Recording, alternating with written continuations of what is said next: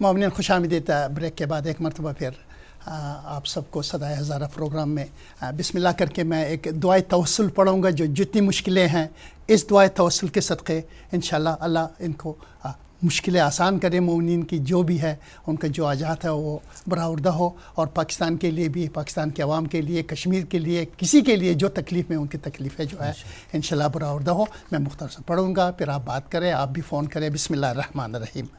یا رب تجھے نبی کی نبوت کا واسطہ, یا رب تجھے علی کی ولایت کا واسطہ, یا رب تجھے بطول کی عصمت کا واسطہ, یا رب تجھے حسن کی امامت کا واسطہ, مظلوم کربلا کی شہادت کا واسطہ, بیمار کربلا کی عبادت کا واسطہ, باقر کی حلم کی وسعت کا واسطہ,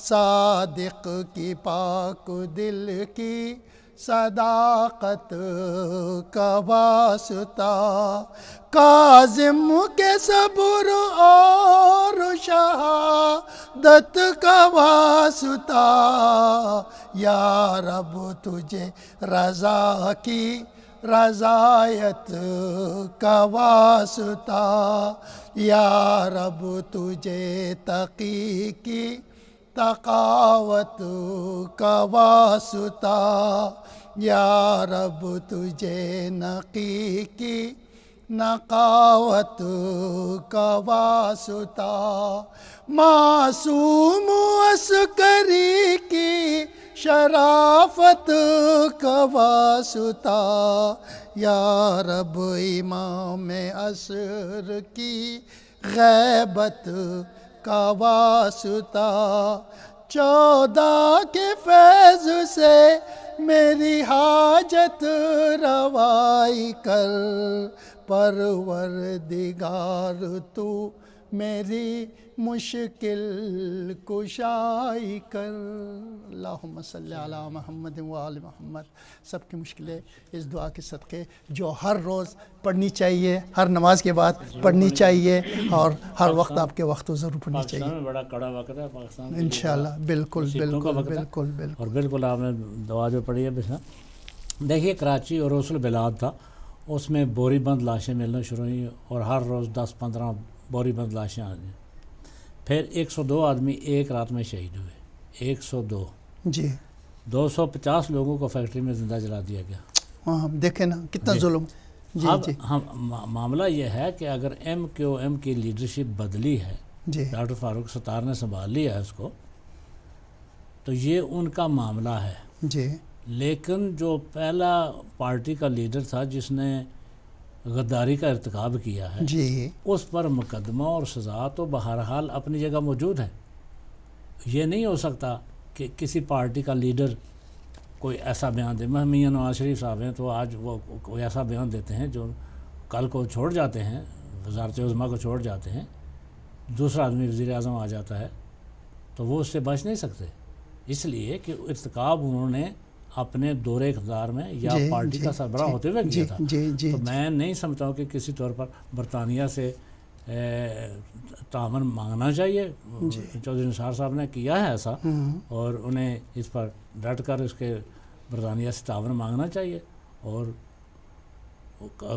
جو لوگ مرتکب ہوئے ہیں اس کا, جنہوں نے اس ٹریزن کا ارتکاب کیا ہے, یہ غداری ہے. پاکستان مرد آباد کہنا غداری ہے, اور اس کی سزا ہونا چاہیے. اگر یہ نہ ہوئی تو موجودہ حکومت کی یا فوج کی کہہ سکتے ہیں غفلت سے ہم آئندہ بہت مشکلوں میں پھنس جائیں گے. جی جی. نہ شاہ صاحب نے کہا ٹریزن کا مطلب کیا ہے نا, یہی ہے نا کہ معافی نہیں ہونی چاہیے. اور اس کے علاوہ جو دہشت گردیں ہیں یا جنہوں نے جو قتلے کیے ان کو تو سزائیں ملنی چاہیے یار. جن کے گھروں میں جن کے جوان گئے ہیں, ان کے ماں باپ کو جو دکھ ہے, کسی اور کو تو پتہ نہیں. حکومتیں تو بدلتی رہتی ہیں, آپ نے بتایا آج پیپل پارٹی آیا ہے, آج جو ہے ہمارے نون لیگ آیا ہے, آج کوئی آیا ہے, لیکن قانون کی بالادستی ایسی ہونی چاہیے کہ اگر کوئی سزا جس کو ملنی چاہیے سزا ملنی چاہیے اس کو. جی بالکل. فساد جو ہے وہ قتل سے بڑا جرم ہے. دیکھیں اب اس لیے فساد قتل سے بڑا جرم ہے کہ اس میں اگر وہ فساد پھیل جائے تو کئی قتل ہو جائیں. بالکل. اس لیے اس کی سزا, ٹریزن کی سزا جو ہے وہ بہرحال موجود ہے. بالکل سزا ملنی چاہیے. پاکستان کو برطانیہ سے تعاون مانگنا چاہیے, اور جو جیسا کہ قیدیوں کا یا دوسرا تبادلہ ہوتا ہے اس قسم کا وہ سلسلہ ضرور ہونا چاہیے. ہم اس کے منتظر بیٹھے ہیں کہ پاکستان میں عدالتیں اور حکومت وقت اپنی وہ لا انفورسمنٹ ایجنسیوں کے ذریعے وہ اپنے دائرہ کار کو وسیع کر کے جہاں تک ان کا سلسلہ پہنچتا ہے اس تک ضرور پہنچیں گے, اور جو لوگ اس کے زد میں آتے ہیں ان کو سزا ہونا چاہیے.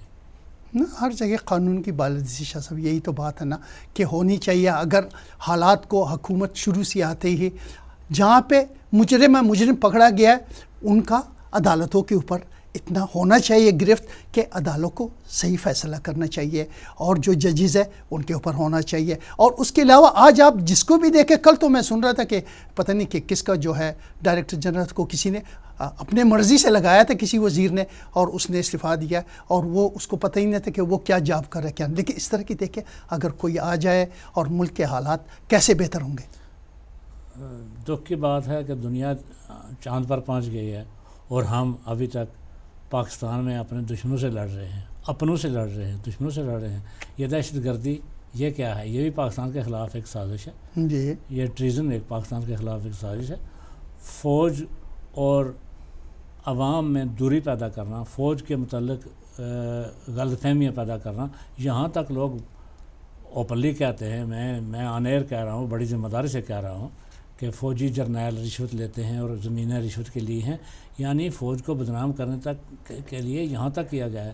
یہ کیا بات ہے کہ اگر میاں نواز شریف کے خلاف کوئی آدمی ایک لفظ کہتا ہے تو ان تک رپورٹ پہنچ جاتی ہے, اور فوج کے متعلق اتنی ہرزہ سرائیاں ہوتی ہیں, اور لوگوں نے مقرر کیے ہوئے ہیں کہ اتنے فلاں کھا گیا ہے اتنا, تو ان کے متعلق کیوں ان لوگوں کو سے باز پرس نہ کی جائے کہ وہ اس قسم کی افواہیں پھیلاتے ہیں. فوج کو بہت بدنام کیا جا رہا ہے. جتنا پہلے روگ آرمی لکھا گیا تھا میاں صاحب کے پہلے زمانے سے لے کر فوج کے ساتھ ان کے حالات بنتے نظر نہیں آتے ہیں, نہ چلے ہیں.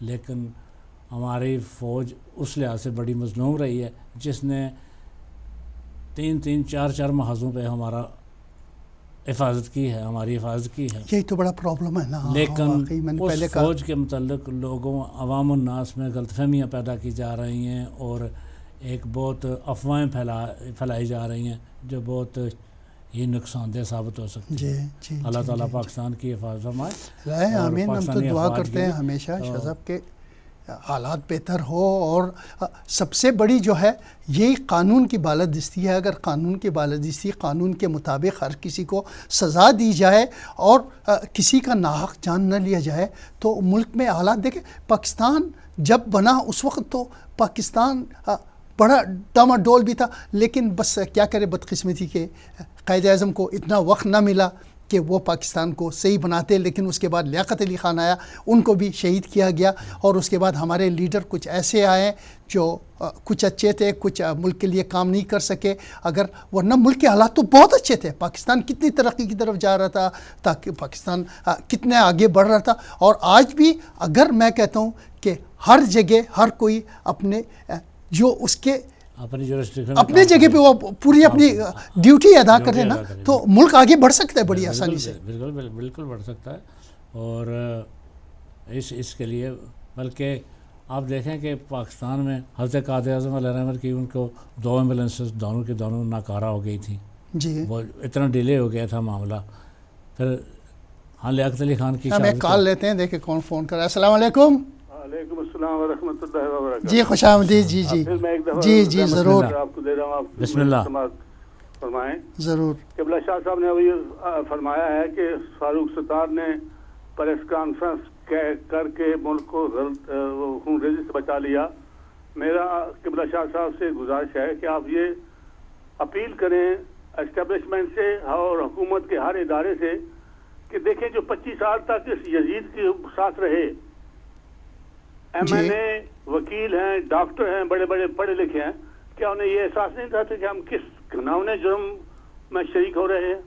उनकी पूरी तहकीक होनी चाहिए। बिल्कुल बिल्कुल जी अल-फितना तो अशद्दु मिनल कत्ल, जी जो फितना फसाद फैलाते हैं वो कत्ल से ज्यादा कभी जुर्म के मुर्तकिब होते हैं। बिल्कुल बिल्कुल हर आदमी की बाकायदा इंटेरोगेशन कि वो कहाँ तक मुलव्वस था और उसे कहाँ तक इल्म था। मैं तो ये मानता ही नहीं कि कोई आदमी इस पार्टी में शामिल हो और फिर उसे ये पता न चले कि ये फंडिंग कहाँ से आ रही है, मनी लॉन्ड्रिंग कहाँ से हो रही है, इमरान फारूक का कत्ल किस तरह हुआ, जी और पाकिस्तान में जो कत्ल गारत और इल्ताफ के एक फोन कॉल पर कराची में आग लग जाती थी, उसको इनको पता ना हो तो कि ये माफिया क्या है।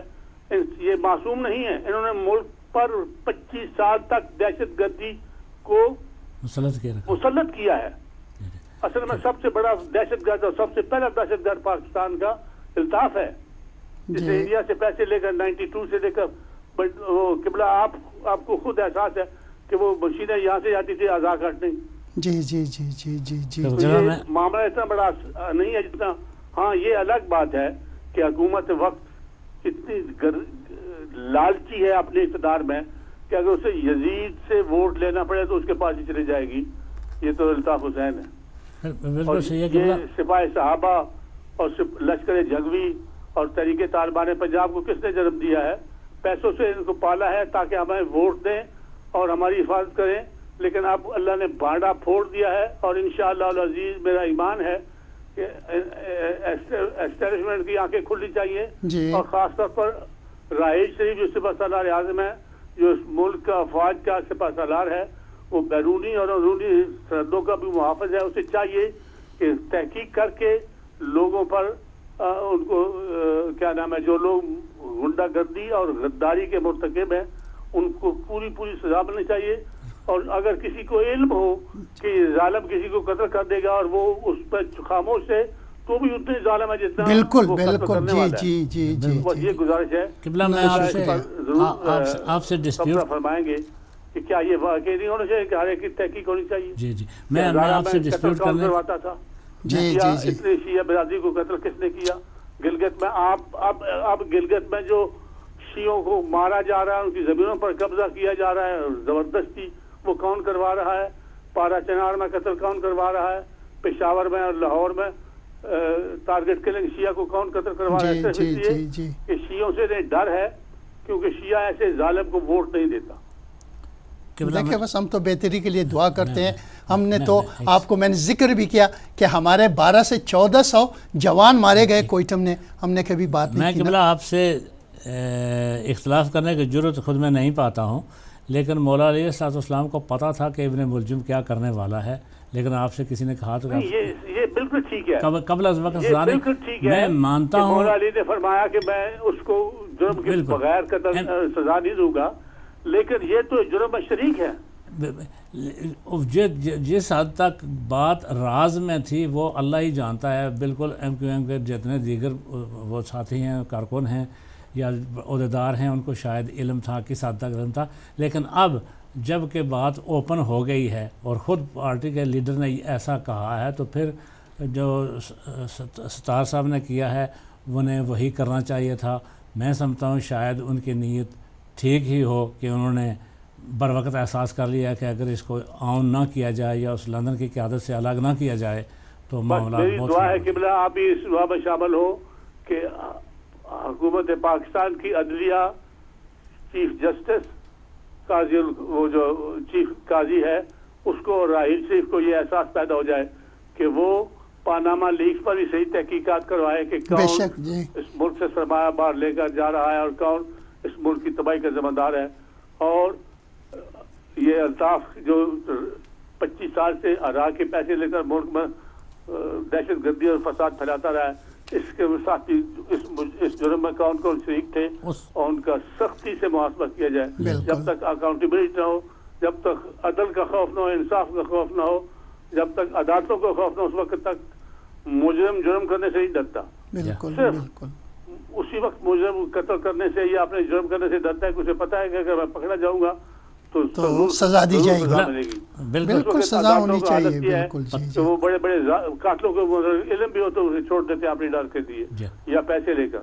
نا مولانا صاحب آج میں دیکھ رہا تھا, آپ نے بھی دیکھا کہ ٹی وی اسٹیشن پہ جس طرح کا حملہ کیا گیا اور جس طرح کی توڑ پھوڑ کی گئی, آیا وہ شاید چاہتے تھے کہ بالکل اس ٹیلی ویژن کو ہی ختم کیا, چاہے وہ کوئی ٹیلی ویژن ہو, تو انہوں نے جو زیادتیاں کی اور اسی کو وہ آگے بڑھانا چاہتے تھے, لیکن شاید میں نے سنا کہ ہر آدمی جب وہ ایسے ایسے کرتا ہے نا تو اس ذہن میں آ جاتا ہے جی جی جی بالکل میں فرعونیت اور وہ خود وہ پیدا ہو گئی تھی کہ میں اگر حکم دوں تو کراچی میں آگ لگ جائے گی.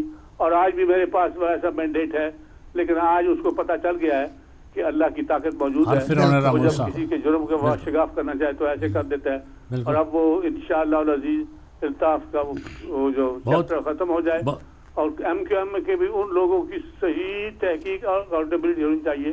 بالکل بالکل جرم میں شریک رہے. آپ نے جو ابھی بات کی, جو جنہوں نے پہلے کیا اور آج آ کے معافی مانگ لے, یہ تو نہیں ہونا چاہیے نا. جو غلطیاں کی وہ غلطیوں کو سزا ملنا چاہیے. وہ معافی دینے کے تو وہ قابل ہے, حکومت کیسے معافی دے سکتی؟ جی جی جی کسی قاتل کو حکومت معاف نہیں کر سکتی. بالکل بالکل بالکل.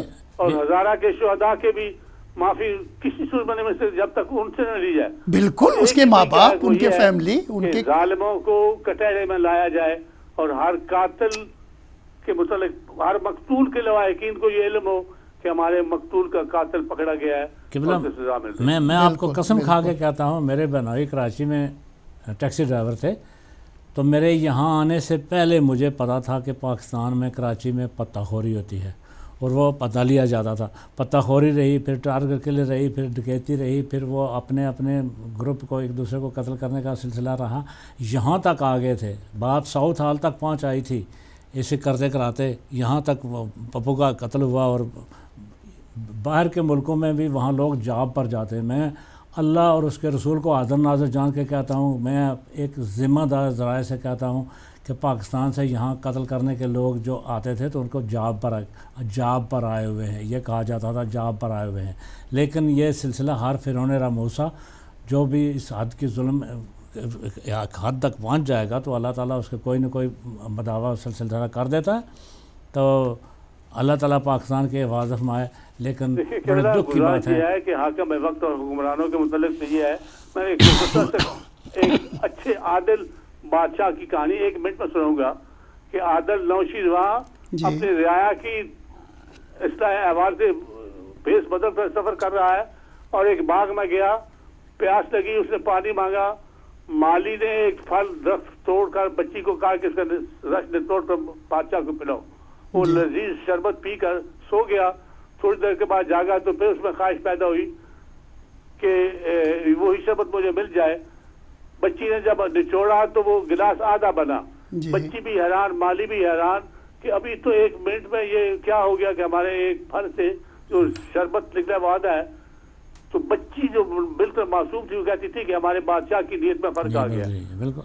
اور وہ بادشاہ نوشیروان بول اٹھا, بچی آپ نے خوب فرمایا, میں ہی تمہارا بادشاہ ہوں اور میری نیت میں فرق آ گیا تھا کہ اس باغ پر ٹیکس لگنا چاہیے. جی جی. اگر بادشاہ کی نیت بدلنے سے وہ رسوں کے پھلوں کے رس ختم ہو جاتے ہیں تو ہمارے حکمرانوں کی حالت کیا ہے؟ وہ لوگوں کو اپنی گھڑیاں دکھا کر تقریریں کرتے ہیں. ان لوگوں کا محاسبہ ہونا چاہیے.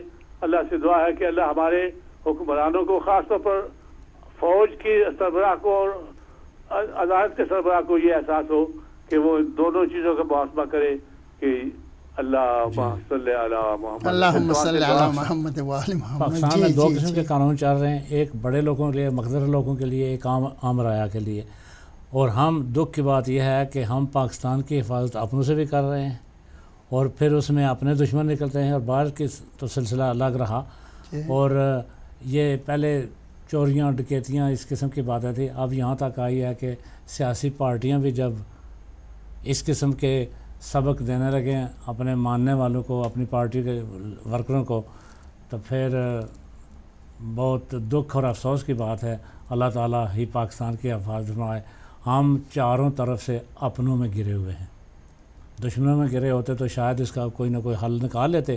اپنوں میں گرنے سے اور بھی مسائل بہت بڑھ ہی جاتے ہیں نا شاہ صاحب. ایک آدمی اگر گھر کا سربراہ ہو، اگر اس کو گھر کے مسائل حل کرنے کے لیے وقت ملے، سوچے، وہ کر کے اس کو آگے مسائل دور کرنے کی کوشش کر سکتا ہے. لیکن اگر اس کو باہر سے بھی مسائل ہے تو ہمارے فوج کا ساتھ آج یہی حالات ہے نا. طیب بھائی، میں ایک بات آپ سے عرض کرنا چاہوں گا جو میرے دل میں بڑی انگڑیاں لے رہی ہے. میں بات کہنا ڈرتا نہیں ہوں کہ میاں نواز شریف صاحب پاکستان کے وزیر اعظم ہیں. اس دفعہ الیکشن کے ہوئے 2-2.5 سال 3 سال گزرنے کو ہیں، 3 سال ہونے کو ہیں. میاں صاحب پچھلے 2-3 مہینوں سے بالکل جیسے ہونٹ بنچے ہوئے، تھوڑی آگے کو نکلی ہوئی، ماتھے پہ شکنے، گال پہ شکن، اور کبھی خوش نظر نہیں آئے. آخر کیا وجہ ہے؟ ایک وزیر اعظم اگر پاکستان کا خوش نہیں ہے تو عام آدمی کی کیا حالت ہوگی؟ میاں صاحب پر کوئی ضمیر کا بوجھ ہے، میاں صاحب پر کوئی جرم کا بوجھ ہے، میاں صاحب پر کوئی قانون کا بوجھ ہے، میاں صاحب کا آنے والے حالات کا انہیں اندازہ ہے. آخر کیا وجہ ہے کہ میاں صاحب سوائے اس کے کہ آج انہوں نے جو بیان دیا ہے، اور جو گئے تھے دورے پر تو وہاں سڑکیں اور ایئرپورٹ بانٹتے جاتے تھے جیسے بچوں کو ٹرافیاں دیتے ہیں، وہاں انہوں نے کیا ہے. اس کے علاوہ میں نے کبھی میاں صاحب کو خوش نہیں دیکھا. آخر کیا وجہ ہے؟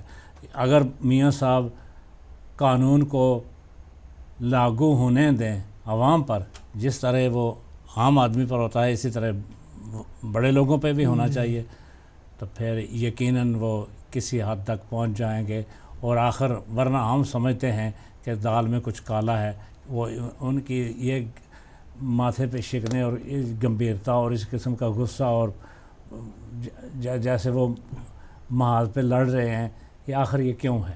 نا شاہ صاحب وہ تو ٹھیک ہے، لیکن پچھلے دنوں وہ تو بیمار بھی تھے نا، تو بیماری کی حالت میں اسی پہ تو دکھ ہوتا ہے کہ آپ ملک کے وزیر اعظم ہیں، اپنے جگہ پہ 1 منٹ کے اپنے جگہ پہ وہ کسی کو چھوڑ کے نہیں گئے کہ ملک کو سنبھالتا. اور ملک کے لیے میں جو دیکھتا ہوں کوئی وزیر خارجہ بھی نہیں ہے، اس کی بھی جو ہے ان کے پاس ہے سارا جتنے بھی گوشوارے. خارجی بہت ہیں، وزیر خارجہ نہیں ہے، خارجی بہت ہیں. تو وہ کیا کام پورا کر سکتے ہیں؟ وہ تو صرف اس کو ڈیفینڈ کرنے والی وہی باتیں کرتے ہیں. تو ہم تو چاہتے ہیں کہ حالات اچھے ہو، ملک کے حالات اچھے ہو، لیڈر اچھے ہو، پاکستان میں قانون کی بالادستی ہو، لوگوں کے ساتھ جو زیادتیاں ہو رہی، جو ظلم ہو رہا ہے. شاہ صاحب پاکستان میں آج پتہ ہے کتنی سب سے بڑی یہ 2 مسئلے، دہشت گردی کا اور مہنگائی کا. کتنی مہنگائی ہے نا، تو غریبوں کے لیے اوپر کیا گزرتا ہوگا؟ تو اس سے جرم بڑھ ہی جاتا ہے نا. روز روز مہنگائی ہو تو اور آمدن کم ہو تو لوگ کھانے پینے کے تھے کب تک وہ ایسے گزارا کر سکتے ہیں یا وہ زندہ رہ سکتے ہیں؟ پاکستان کے لوگ لوہے کے ہیں، انہیں کوئی اثر نہیں ہوتا. آپ دیکھیے آزاد کشمیر کے الیکشن ہوئے ہیں، سب کچھ ہونے کے باوجود اس قسم کے وہاں انہوں نے سیٹیں جیتی ہیں، وہ اپنی حکومت بنا کے. میں کسی پارٹی کا حامی نہیں ہوں لیکن فیئر الیکشن کا حامی ہوں. بالکل فیئر الیکشن کے ہوئے ہیں. تو پاکستان کی عوام ہی کچھ اس قسم کی ہے کہ وہ میرا خیال ہے وہ انہیں احساس کے اس حد سے گزر چکی ہے. اس احساس کا حد جو ہے وہ گزر چکی ہے، اس اثر نہیں ہوتا اب کسی بات کا بھی. شاہ صاحب دیکھیں نا، میں تو ہمیشہ کہتا رہا ہوں اور ہمیشہ کہتا ہوں اور ہمیشہ انشاءاللہ کہتا رہوں گا، جب جن کے ساتھ ظلمیں ہوئے ان کا تو جو دہشت گردوں نے زیادتی کی ہے ان کے قاتل جو ہے ان کو پکڑنا چاہیے، ان کو سزا. کیونکہ اگر کسی کا بیٹا شہید ہوا کہ شہید کر دیا جاتا ہے یا مار دیا جاتا ہے تو اس ماں کے دل میں تو وہ تو رہتا ہے نا جب تک وہ زندہ ہے. شاہ صاحب میں تو ہمیشہ اس کے اوپر بات کروں گا کہ جو ہمارے کوئٹہ میں ہزارہ کمیونٹی کے اوپر جو 1200 شہید ہوئے ہیں، اس 1200 کے جو قاتل ہیں، آج تک آپ نے سنا کہ کوئٹہ میں کسی کو پھانسی ہو؟ کبھی نہیں ہوا نا. آج تک کسی کو جو سزا ملی ہے وہ سزا کے دوران سے ہی نکل کے چل کے بھاگ گیا، چاہے وہ جنگ سے آیا ہو چاہے وہ کہیں سے بھی آیا ہو. تو سزا ہم کہتے ہیں ملنی چاہیے، ہم پاکستان کے ساتھ ہیں. آپ یقین جانیں شاہ صاحب کہ 65 میں 71 میں 71 کے بعد بھی کارگل میں ہمارے صرف کمیونٹی کے کتنے شہدا ہوئے ہیں فوج سے، اور اس کے علاوہ ہمارے جتنے بھی سول سرونٹ ہے یا گورنمنٹ کے سرونٹ ہے یا ڈیوٹی دینے والے سب ایماندار لوگ جو بھی ہے، وہ لوگ آج اپنے جابوں بھی نہیں جا سکتے، اس کے بچے اسکول بھی نہیں جا سکتے. لیکن کتنی زیادتی ہے یار. بات تو غصہ تو آتا ہے بات کرتے ہوئے، بات بڑھانے کے لیے، لیکن پھر بھی ہم اپنے آپ کو پاکستانی کہتے ہیں نا، اور ہم پاکستان کے ایماندار ہیں.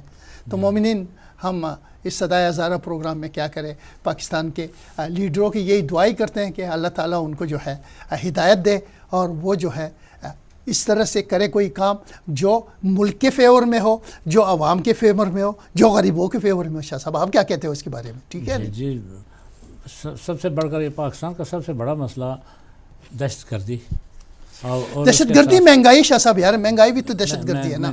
یہ دہشت گردی کے ساتھ ساتھ یہ ہے کہ قانون کا ہر کسی پر اطلاق نہ ہونا۔ جو لوگ ویسے تو دیکھیے آپ ہر آدمی قانون دان بنا ہے، پاکستان کا ہر پارلیمنٹرین از اے لائر، از اے بیرسٹر، اور وہ پتہ نہیں کیا کیا ہیں، وہ قانون کو کر رہے تھے۔ آج تک کسی قانون میں یہ لکھا ہوا تھا کہ آپ بجٹ آن ایئر پیش کریں اور سکائے پر بجٹ کو پیش کریں؟ یہ ملکی راز ہوتے ہیں۔ ڈیفنس میں جو دکھایا گیا تھا وہ میاں صاحب سے پہلے مودی کو پتہ تھا کہ پاکستان میں ڈیفنس کے لیے فوج میں کتنا روپیہ رکھا گیا ہے۔ مودی کو پہلے سے پتہ تھا، اس لیے پتہ تھا کہ میاں صاحب لندن سے اسکائپ پر بات کر رہے تھے، ان کو پہلے پتہ تھا۔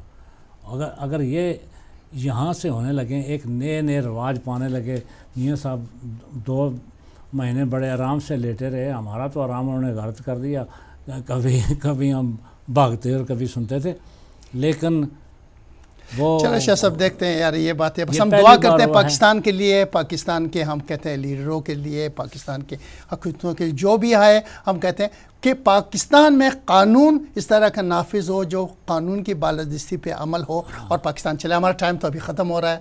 آج کے اس پروگرام میں ہم شکریہ ادا کرتے ہیں جنہوں نے ہمارے سے بات بھی کی، جنہوں نے ہماری باتیں سنی، بس دعائی کر مولانا سکتے ہیں۔ یعقوب فی صاحب کا الحال بہت شکریہ، خدا انہوں نے حافظ، السلام علیکم ورحمۃ اللہ وبرکاتہ۔ شاہ صاحب خدا حافظ کریں۔